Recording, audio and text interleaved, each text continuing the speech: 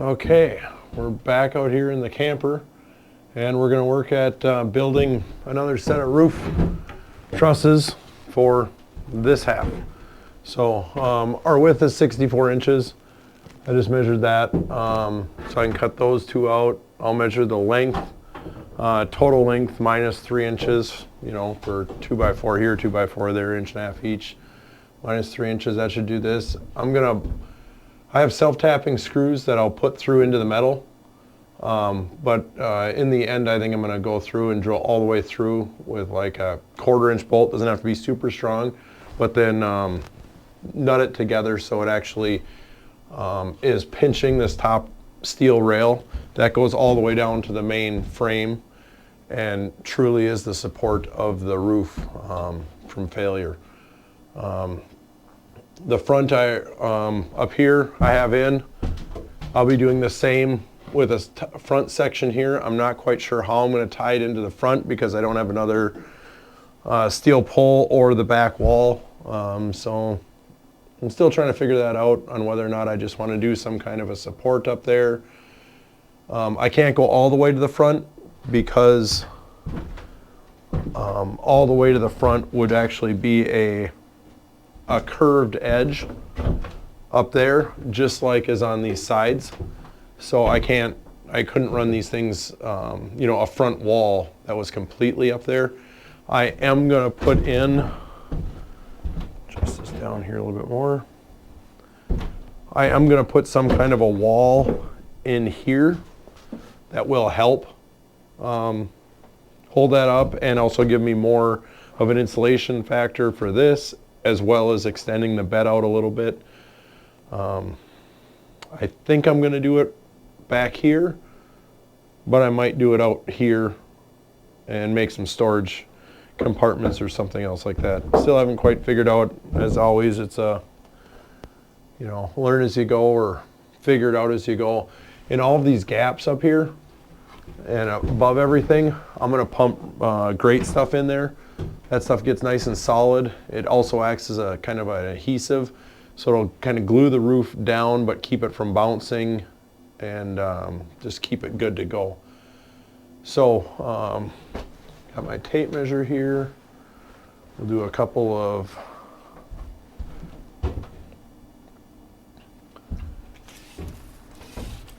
sections here to figure out what we're gonna be looking at.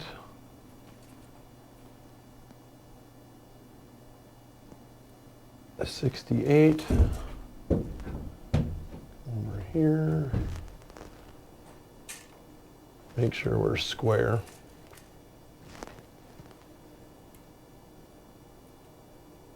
Yeah, 68. So 65 is going to be our number.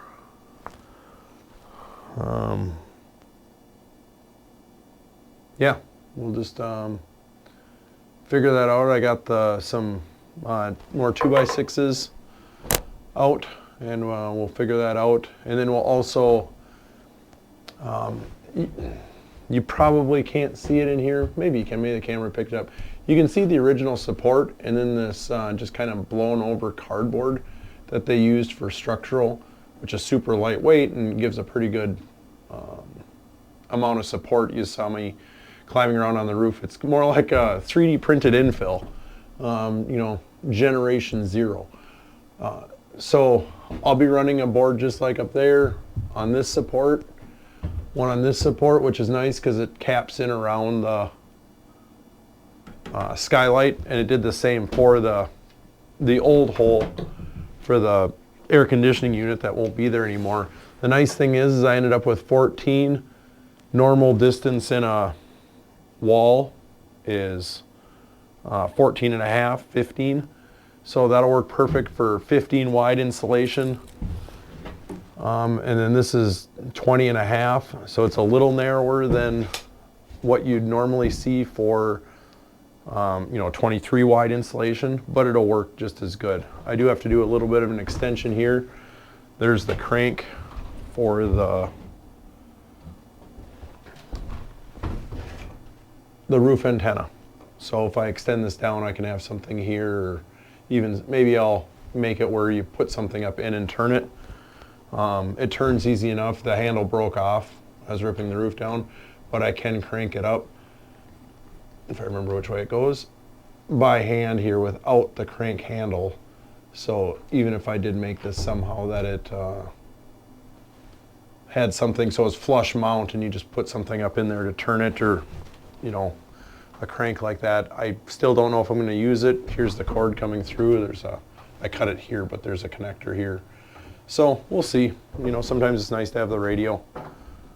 But yeah, let's get these cut, built in a box like this.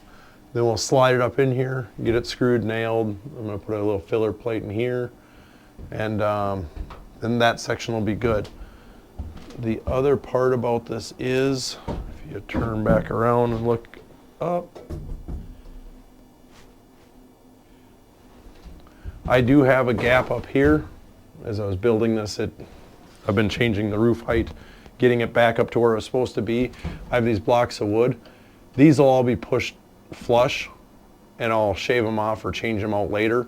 But my roof bracing is going to go all the way up here. So even though this wall doesn't go all the way to the ceiling, I'll have support right here that will go all the way to the ceiling. And then I can, again, pump this full of great stuff. It'll seal it, as well as giving us that extra adhesion and shock absorption that it'll need. So it'll be a good thermal break up there too. But that's what we got going on. So let me cut some wood and then I'll get back in here.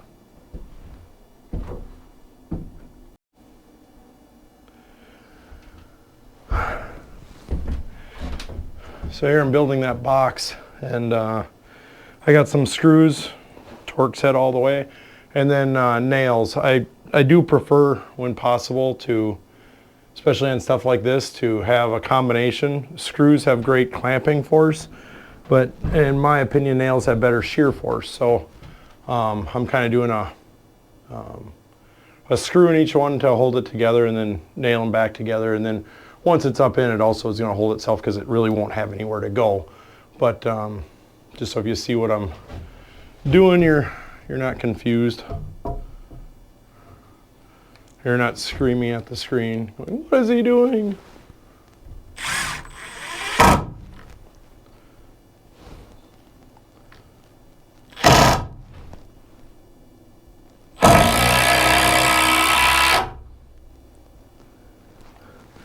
So I did take a square and drew all the lines on the underside here of where they're supposed to line up. I did have two boards that they warped horribly, very quickly. So I got those. Some of them are warped, some of them aren't. So we're just gonna do the best that we can. Usually I'm pretty good at twisting them back into position a little bit and getting them where they need to be. If not, we can shim them out, and maybe if they're not going to twist, I can take it out, move it over just to make sure that we get the clearance that we need, and we can always fix it and trim.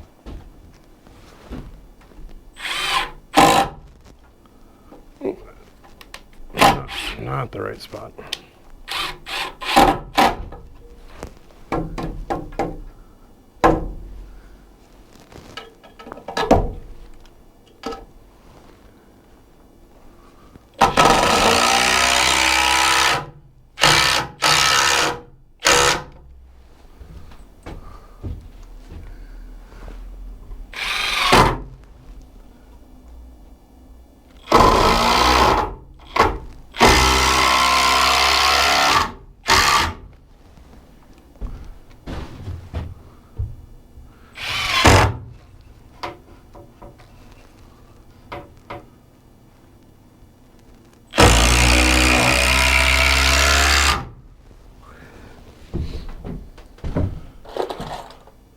So like I said, with this one being these boards being a little warped, I'm gonna probably end up using a few more screws just because they're easier to control while I'm trying to bend this stuff around. I think I'm gonna need a wrench. I have one straight one. Let me go grab a wrench and see if we can wrangle this into position.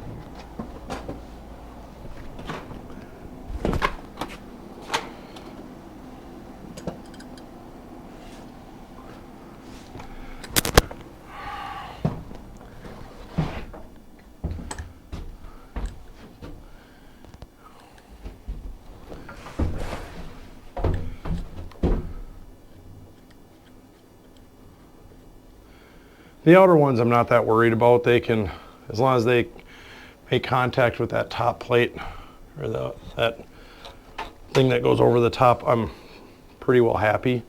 It's these, the ones around this vent, because I don't want to cover up part of the vent and I don't want to have it too wide. And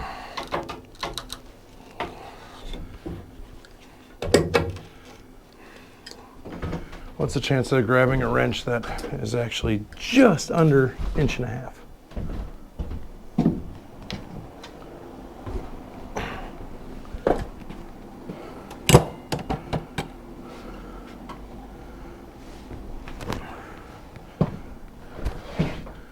Do it the easy way.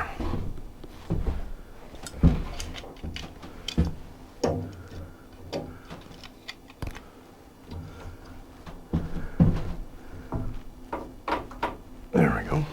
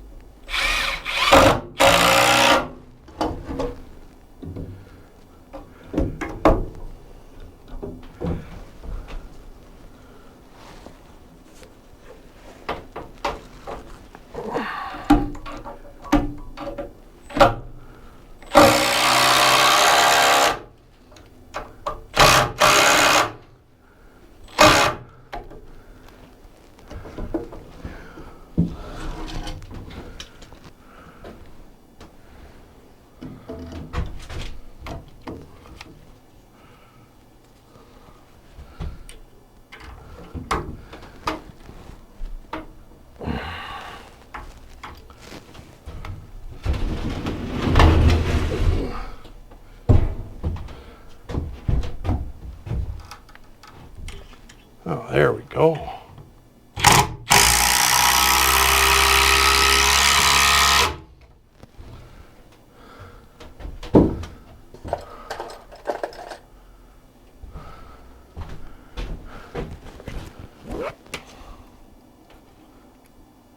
This end one is actually the worst, but like we said, it matters the least, so.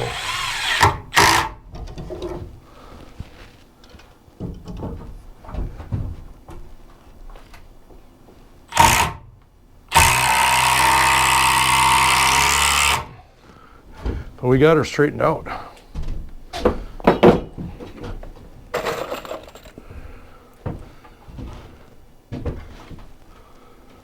Like if I was doing a wall, I wouldn't worry so much about the shear strength, just the fact that there usually isn't a whole lot of shear loads on walls, not, you know, most of it is compressive loads.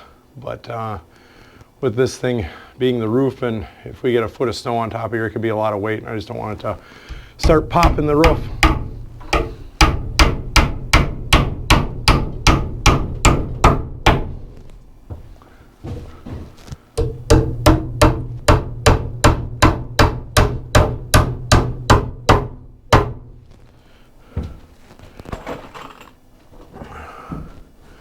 For those of you that are into hammers at all, I just saw Harbor Freight came out with their titanium hammer, 14-ounce framing hammer.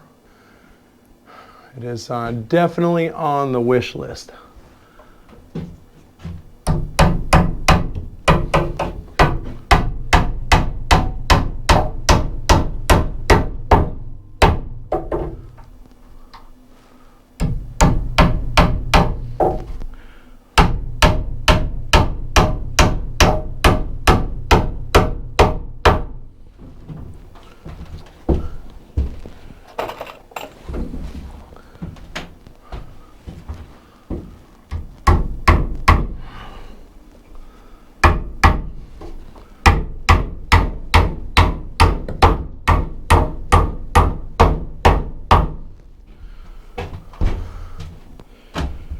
There we go. Nothing like pounding a few nails to warm you up.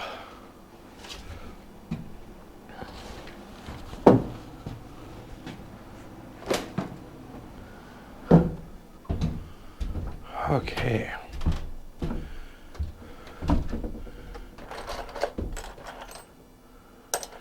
Now I'm going to try to be smart about something. Kind of a new thought process for me, but we'll see if it works.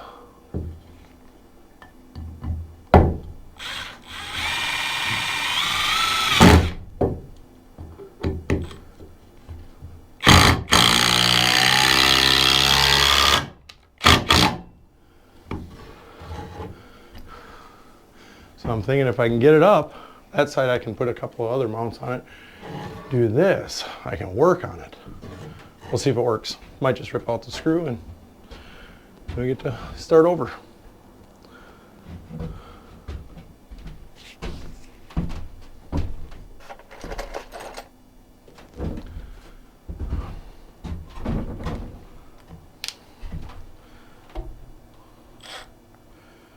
I'm going to put this in there.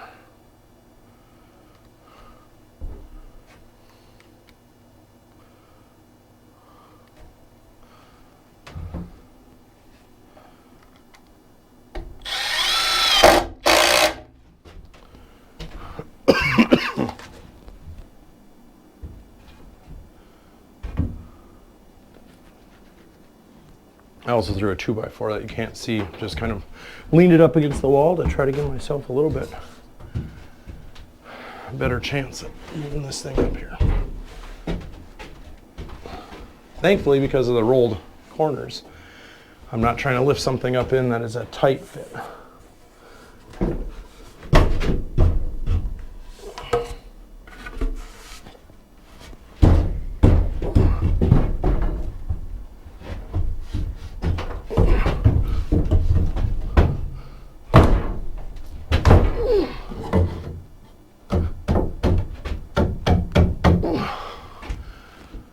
Wow, something worked. Okay there. If you guys were kind of up. Kind of look here. You can see my 2x4 and I got leaned back up here. Now we can just, so I'm nice and snug. I kind of did that on purpose because we want everything to fit nice, not to rattle loose. So.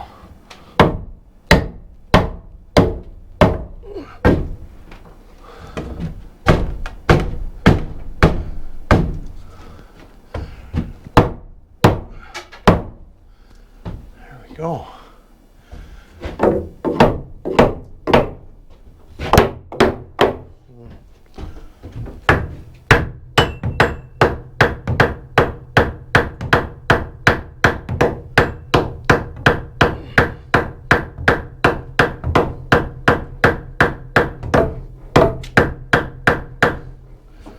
There we go. Pretty close.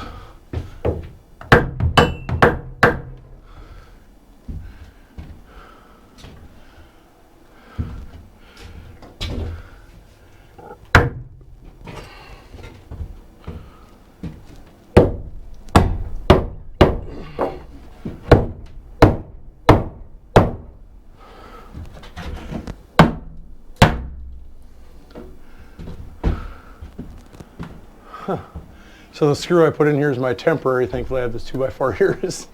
It wouldn't have hit anything anyway. So we'll pull that out. Find a good anchor point to it.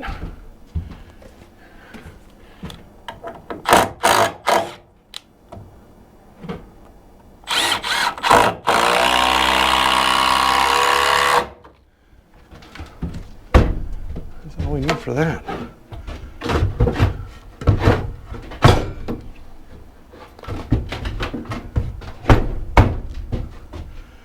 Might as well help it out every spot we can.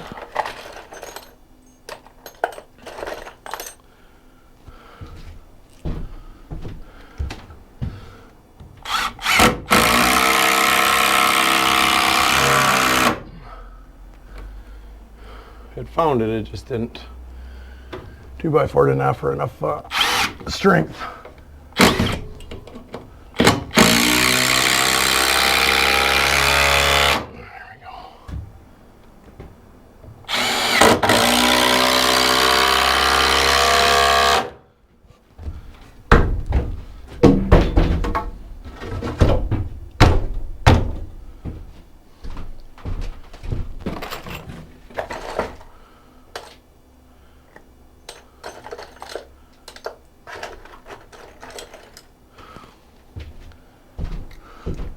see if we have any better luck on this side.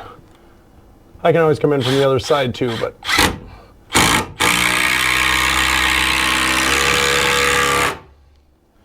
one grabbed a little better.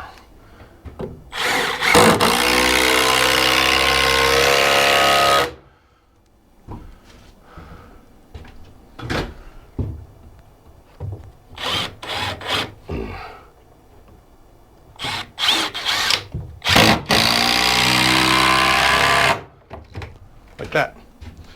So we'll use this in the center here too to push up on this to do our self tappers. Let me get a few nails in that end wall, just because.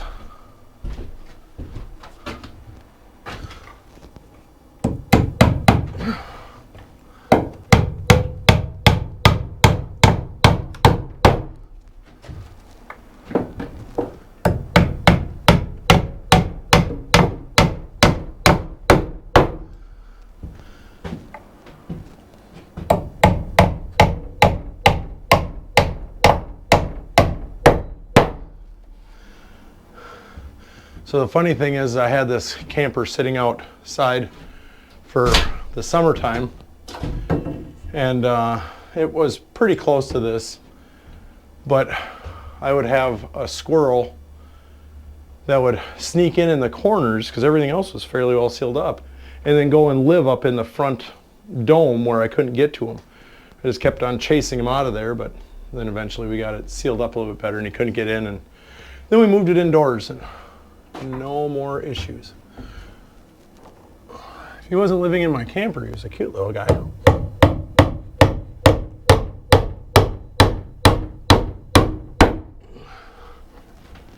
There we go. I'm good on my spacing. I maybe could have gone over just a touch further, but I'm really good. I'm square in here.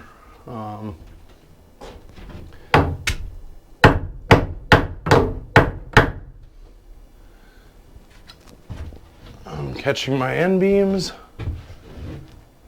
really well. Yeah, it's coming along. I don't know, I'm thinking about I have some really thin knotty pine tongue and groove that's been lying around that I thought about trying to do the ceiling in. I've also thought about some different kinds of thin plywood. I know there's some stuff out there, I can't remember the name of it right now. I don't think it was balsa. But you can buy it in 4x8 sheets, but it's moisture resistant, humidity resistant, and stuff like that. I did a hot tub room in it once, and it worked out pretty well. And I thought, well, that wouldn't be too bad, but super lightweight. Basically the backer of what's on most plywoods, or most panelings, kind of like what you see here.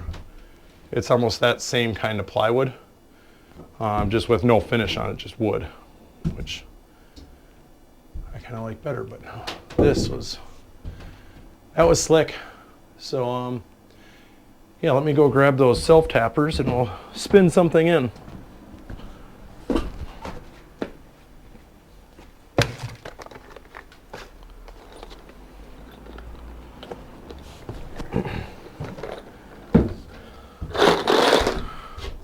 So these self-drilling screws, wood to metal, Tex. They have a little bit different Phillips end on them. It's a little bit, I think it's a 3 instead of a 2. Grab a couple of them out of here, but I believe the bit used to be in here.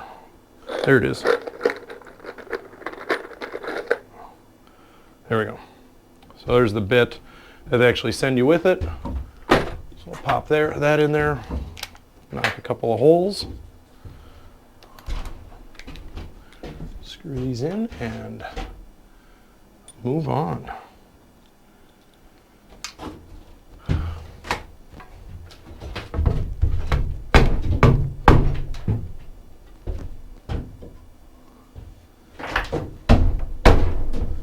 Well,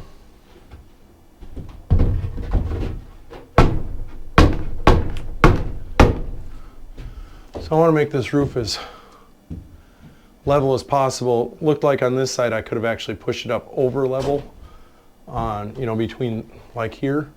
So I'll probably lower it down a little bit. Again, I can pump that seam full of grate stuff just to help give it that any extra support and fill in any gaps and just make everything very, very happy. Let me grab my T-square here. Or triangle, in case maybe. And see how we're looking.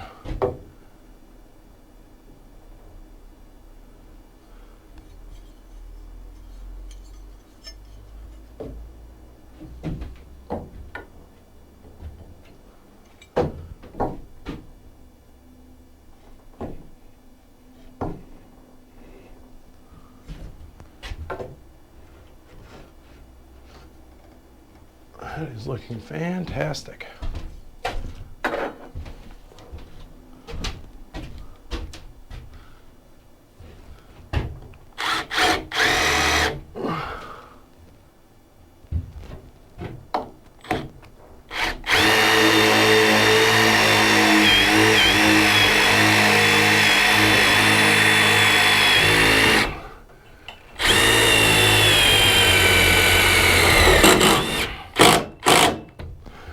Go.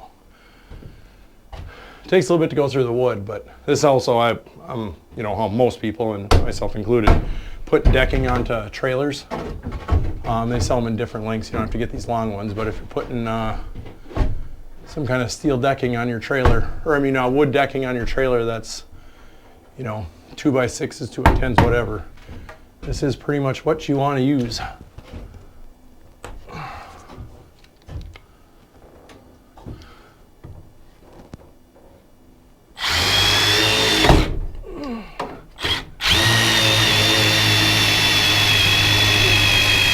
A little wiggle helps it go through the wood. There we go.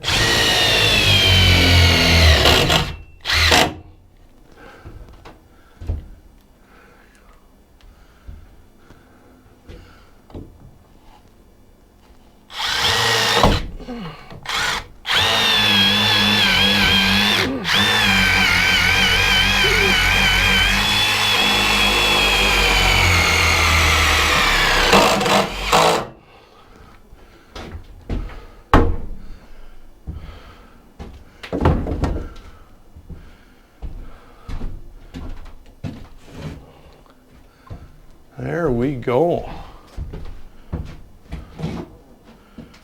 How does that look for a roof? You can see I sunk them just a little bit.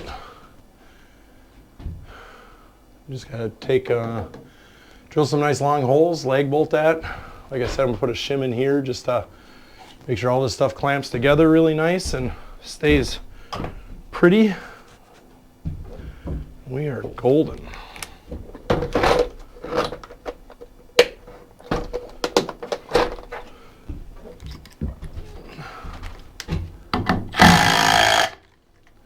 There we go.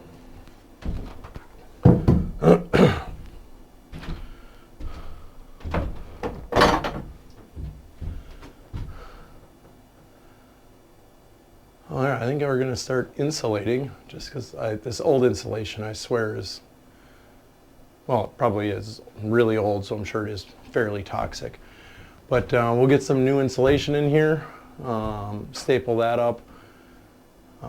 For a while, I might even just get, you know, use some Tyvek or something and encapsulate the whole thing because it's nice and white. And even if we had to use it like that, you don't want to lean on the walls or anything like that. But short of that, it'll work good.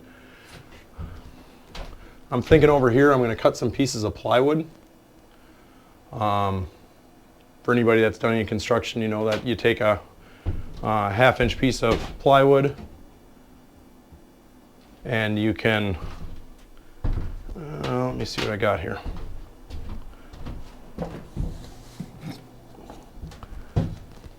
I think this is actually over half-inch, but for demonstration purposes. So if I put a piece of plywood here, I have a little piece of trim here that, actually let's go up with it.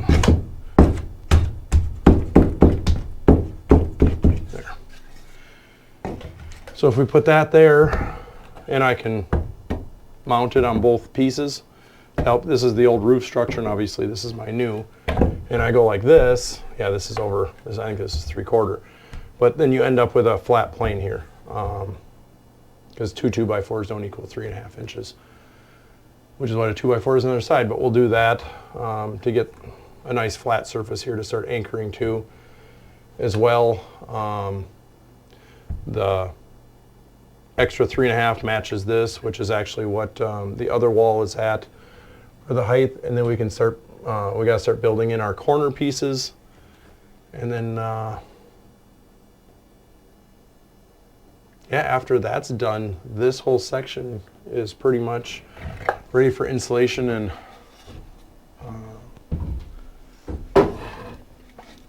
wiring, paneling, stuff like that. There isn't going to be a lot of wiring in here. Obviously, I don't see the point in it. There'll probably be more 12-volt wiring than anything else. Pretty much everything most people do now is all on USB.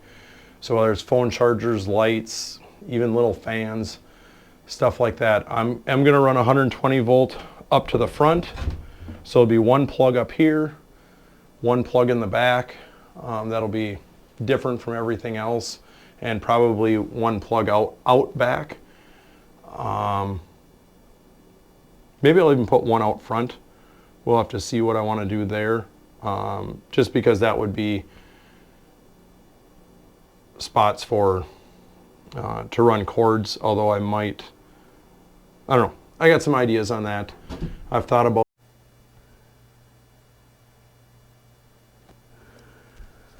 Okay, I'm over at my other building. We're gonna rip down those pieces of plywood for those that I showed you on the side to fill in that plate. I got some 1/2 inch plywood over here. So we're gonna go 5 inches by 5 feet long. I happen to have a piece that's just over 5 feet long. I'm gonna set the fence here for 5 inches.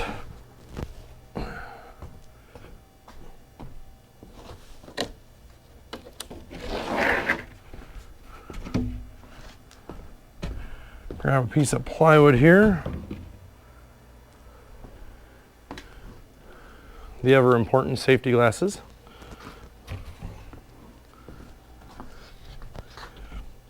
So this table saw I actually got from a friend of mine.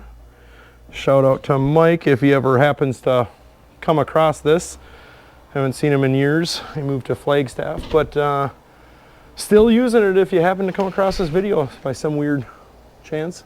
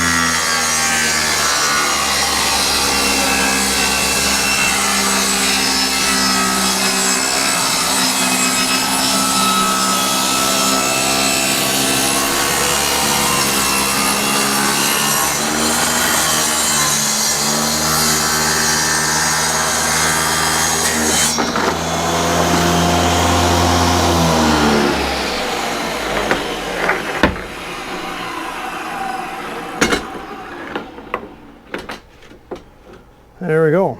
2 pieces of metal, 5 inches by, what are these things? 66.5, doesn't really matter. We'll cut them back to 60 on the chop saw back at the building. We're back at the shop, and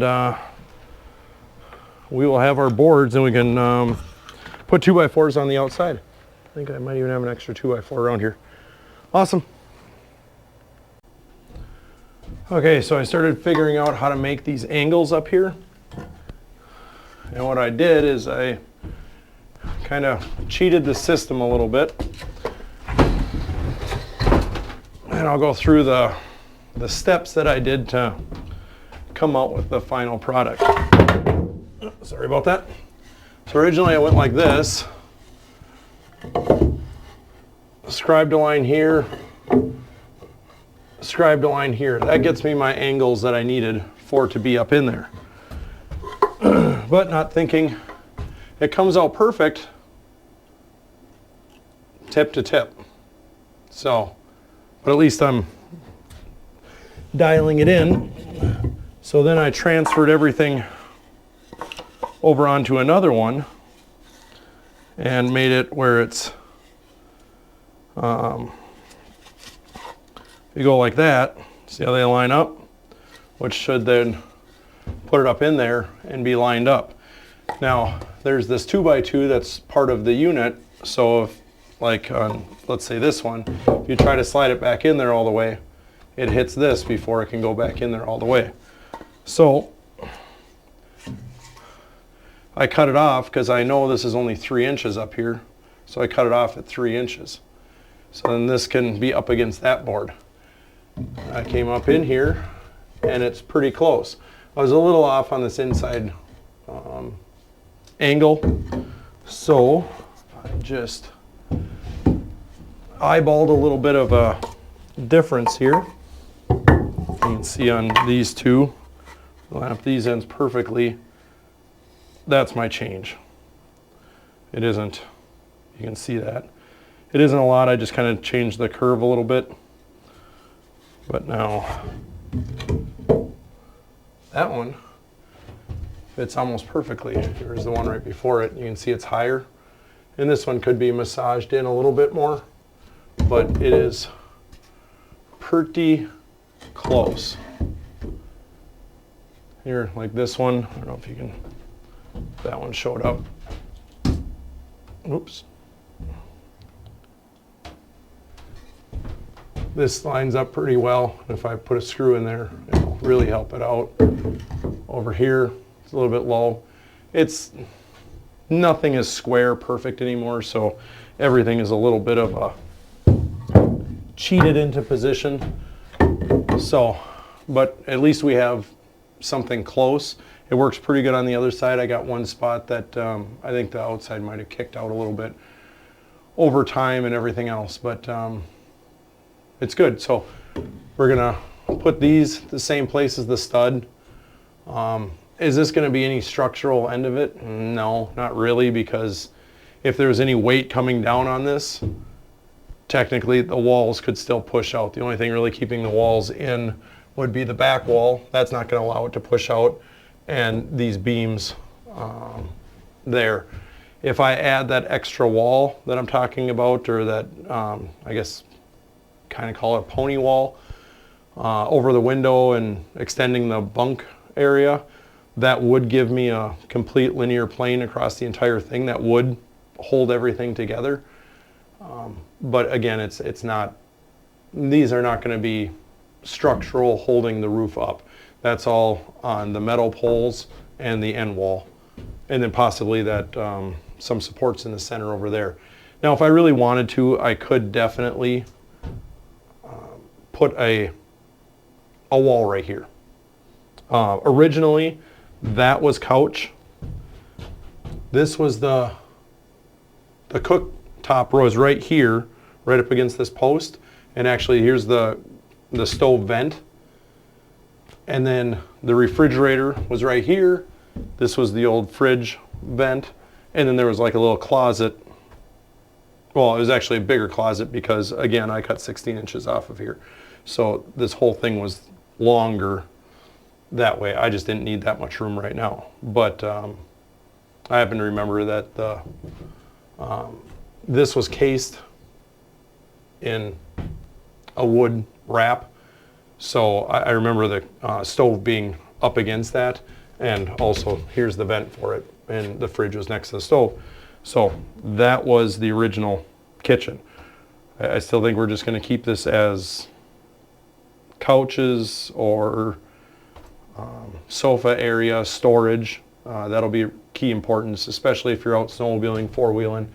You're going to have a lot of, you have helmets and bibs and jackets and boots and all that kind of stuff just takes up so much room. So having extra storage in here and maybe not having a full kitchen is not going to bug me. Most people don't cook in an oven in a camper anymore. So I do have a Coleman grill that I could put in here, and then we could move it outside if we wanted to.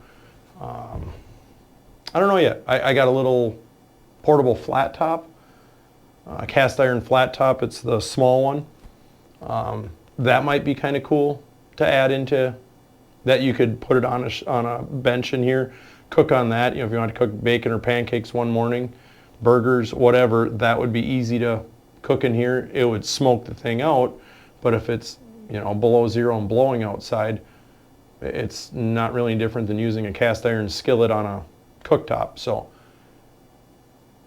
those are the ideas, but I think that'll work out really well. Just have kind of a spot over on the other side for a sink and a prep area slash spot to put the stove. Maybe we'll put a slide out drawer. I know there's a lot of people that have been doing a lot of amazing things with small spaces and campers and stuff like that, either to live in or just to camp in. So the ideas are plentiful and we are not reinventing the wheel. But I'm really excited to get this all up and get it insulated. Some more supports welded onto the outside. And pretty much this thing can go outside and doesn't have to live inside anymore. I can keep on working on it outside and just fire up the little diesel heater when I want to work on it and be nice and toasty inside and get my garage back, which would be helpful. Okay, I got some great stuff and we're going to give this a shot of filling in some of these gaps and giving this some more support up here. Got a couple of these mounted in just to see how they're going. I'm kind of liking it, so we'll just things keep on working, we'll just keep on going the same direction.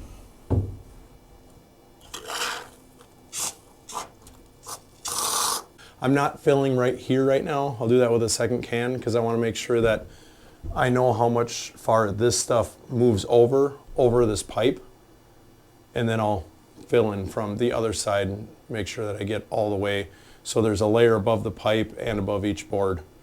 And I don't think, well, maybe who knows, maybe I'll put something in here as well. Put some up against the pipe and then take a board and shove it up in there and screw it in, and just to kind of lock everything together, glue it all together. There. Okay, we're going to start marking these out.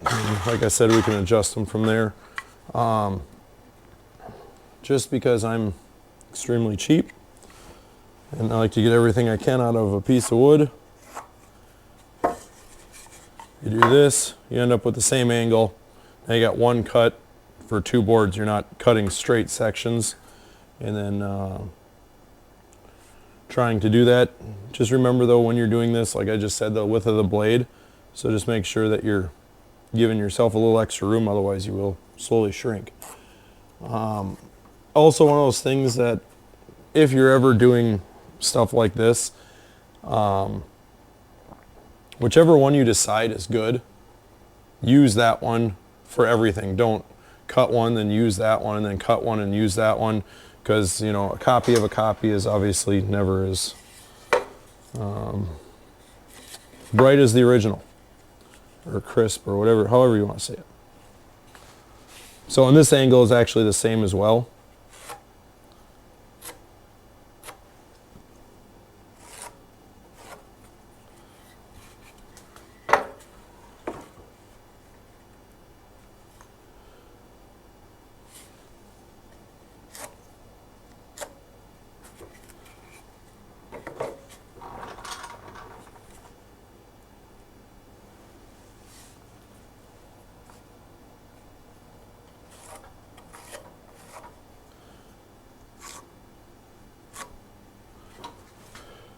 There we go. Then we got 6 inches or something we're gonna waste, which overall is pretty good.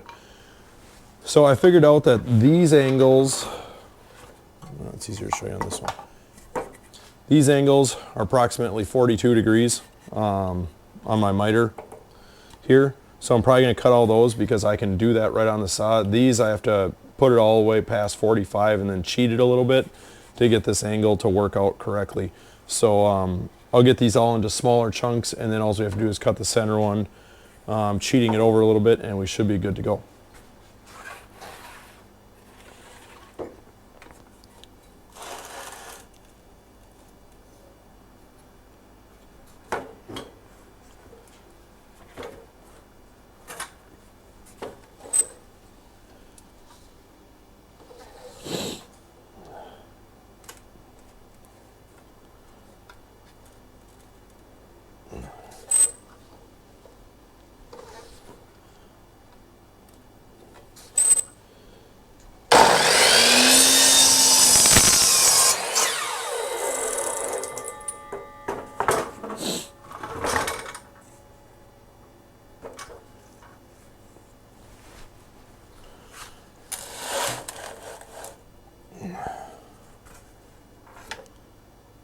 Wait a minute.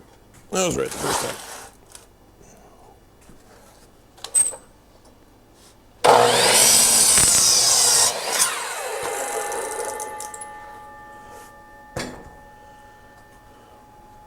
And to get a right angle out of this, we just have to cut these off, this notch here. But again, it's at the same angle to make this a right angle. Now we can move it over here.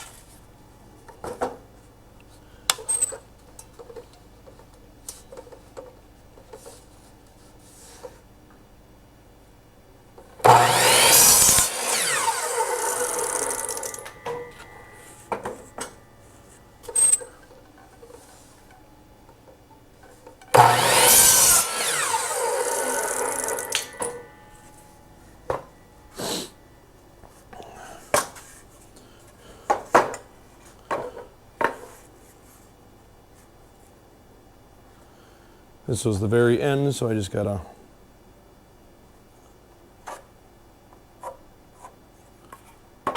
mark that.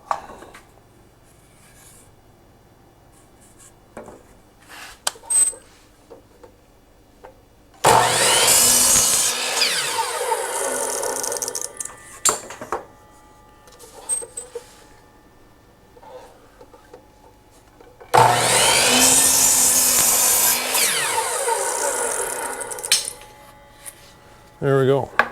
Now for the cheat.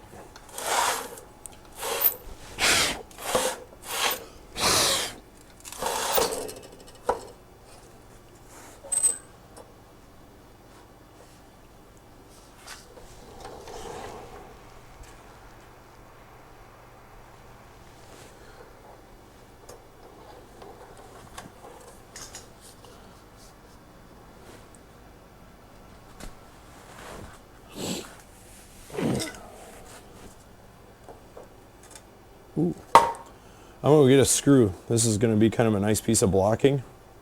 And put that in there. It comes out really where I'd like it. And if it's repeatable, it's better.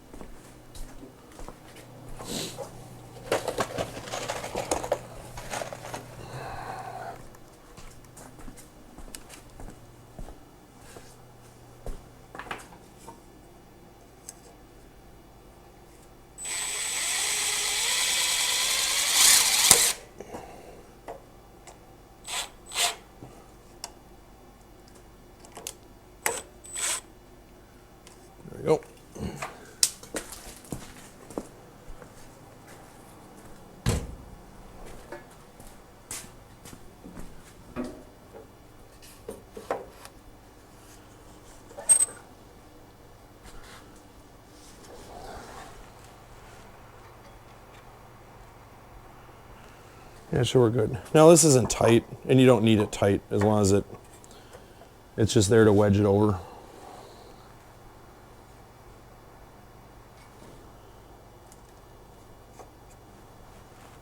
There we go.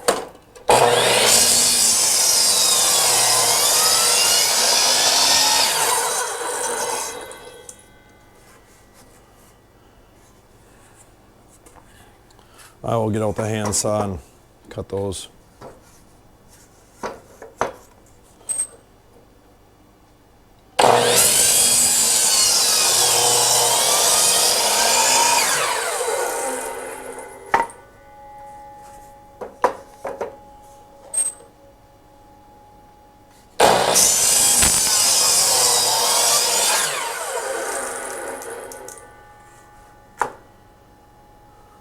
Okay, so I don't know how many times I've cut this.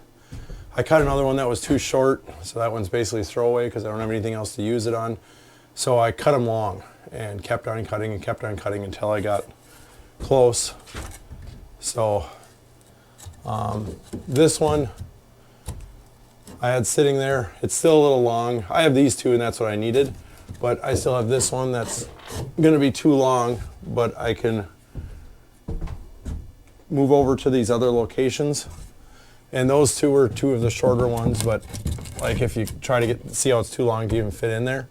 So I can keep on nicking away at it, cutting here and there to get it to fit in there the way I want it to, and we'll be good. I still have that side to do, but I can get, we'll see, I might even recut one of those. The end one is really good. This one actually fits really, really well. This one does not because this board is warped a little bit, and we'll see. And who knows, I might even take this one, cut it back down again, and make it so it fits better for this one here that I was unhappy with. If I'm going to do it, might as well do it right. I'm all for don't make it right, just make it run, but we'll keep on working away at it here.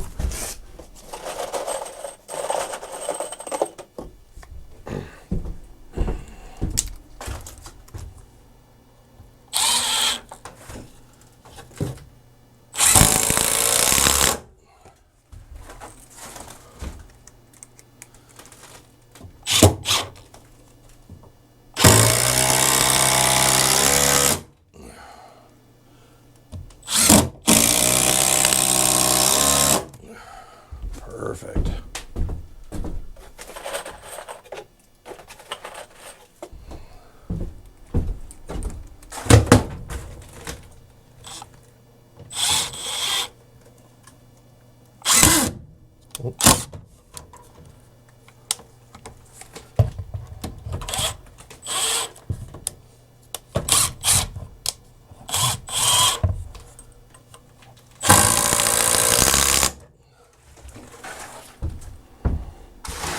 Got my little garbage pile here I keep tripping over.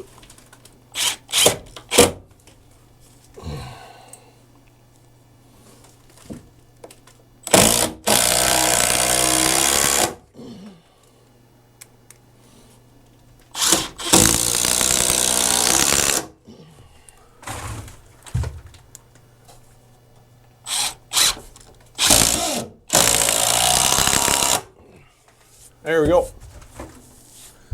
Looking pretty fantastic there. Get the end one in down here.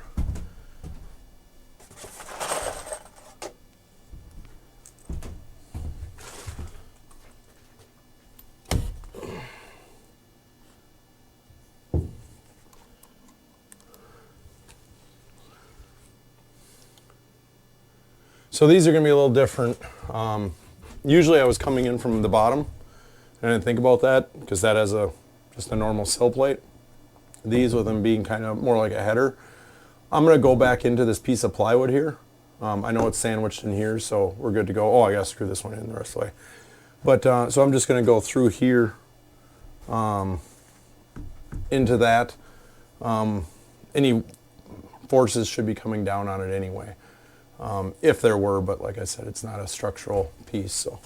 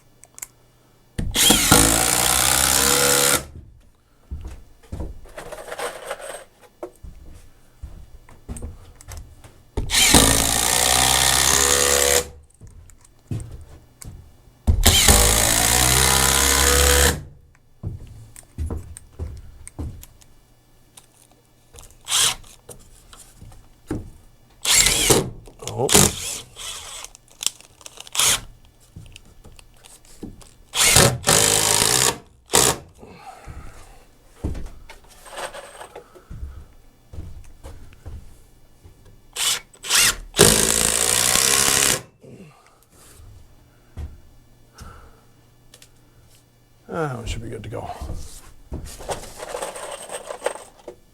I'm more worried about that one over there. This one's really close to being good.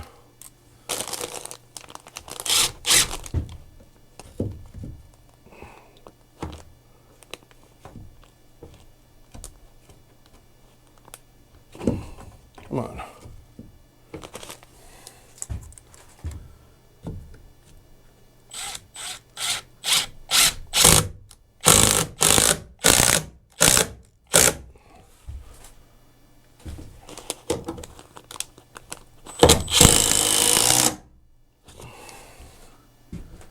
Yeah.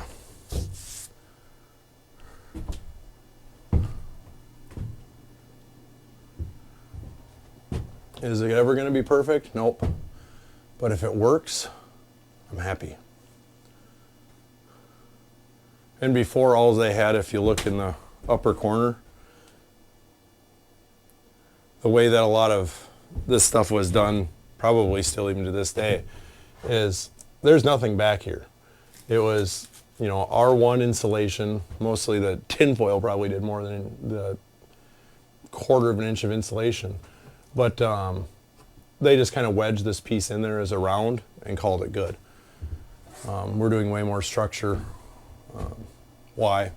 I guess I don't know. I could have probably just taken some boards in here and rounded it, you know, nailed them on the bottom, wrapped them up into the top and nailed it and been good. Pumped, you know, just packed it full of insulation, but we'll overbuild it, see what happens of it. Worst case scenario, I can always take it out. It's a great thing about screws too. So let's maybe create that one again.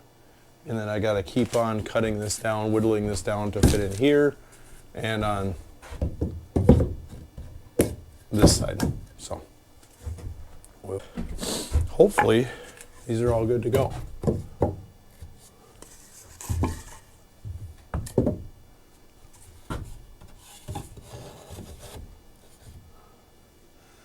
Yeah, feeling pretty good. I got the ones on this side good to go as well. Sometimes it's a little bit of Tetris. Figuring out which one fits better where, but I think I'm where I need to be. So now we're just gonna screw them all in, and then this section of that is done. Run our wiring chase, and we still have to bolt these with the lag bolts or the through bolts. Then we can start insulating. I can stop getting ahead of myself. So let's throw a bunch of screws in here.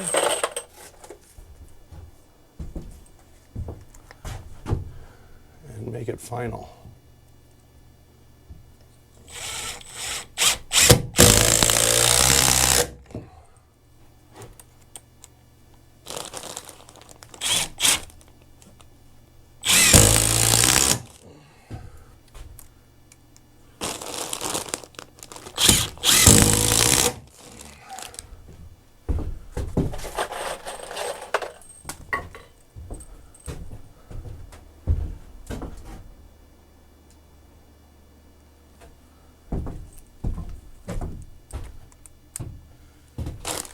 I did get that one.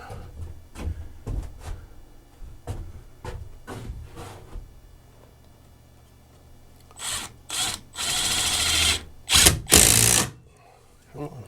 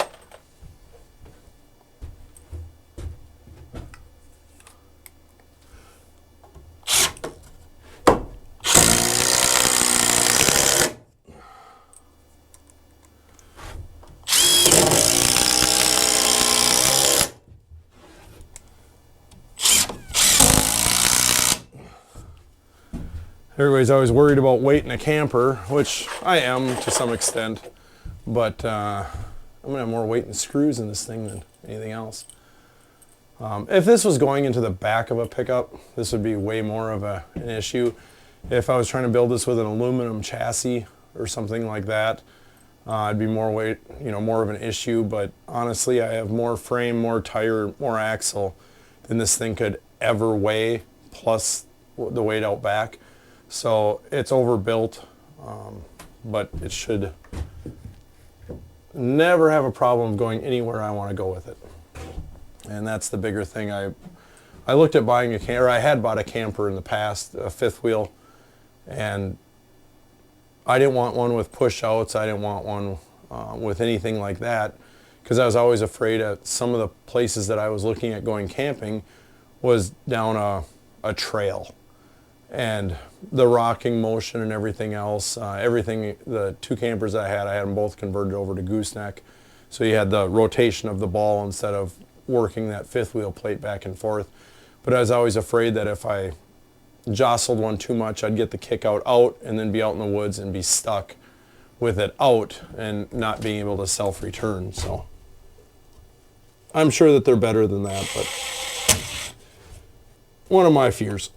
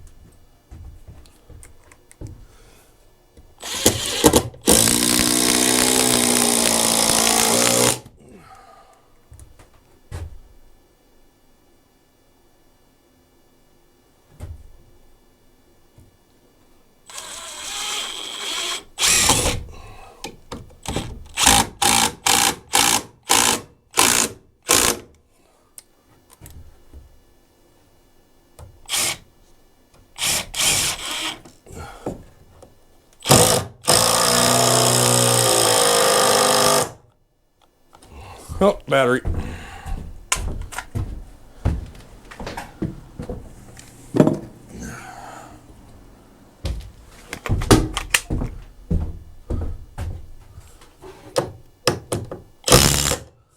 Ooh, faster.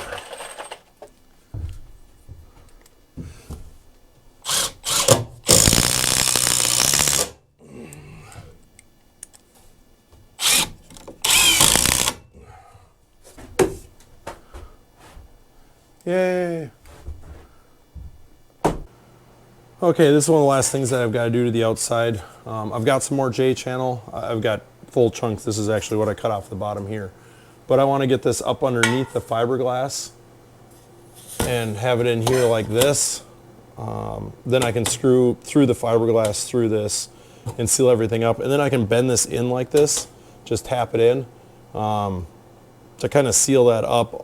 If any water gets in there, it'll still run all the way down to the bottom, so that won't be an issue, but it'll make it look so much more finished rather than that. And then when I'm putting the metal down here to follow this, that's going to be down, it'll have something to go into and not just be a raw edge. The last thing I have to do is I have to cut this or make a groove in here that this sheet metal can fit into as it comes down from at least here down. I've got the trim that I might put back on just to give it a different look, but I need to cut this angled to match this so the sheet metal has something to go into. Well on our way on the sealing in here. So the next thing will be to start actually putting in the sealing material after we put the through bolts through, and insulating. That'll be the back half. the front half will be its own thing, and we'll probably start that in the weeks to come. So that is part of the camper build for this week, and I'm gonna do some traveling now this week, but we'll make it a good week. Thanks for watching.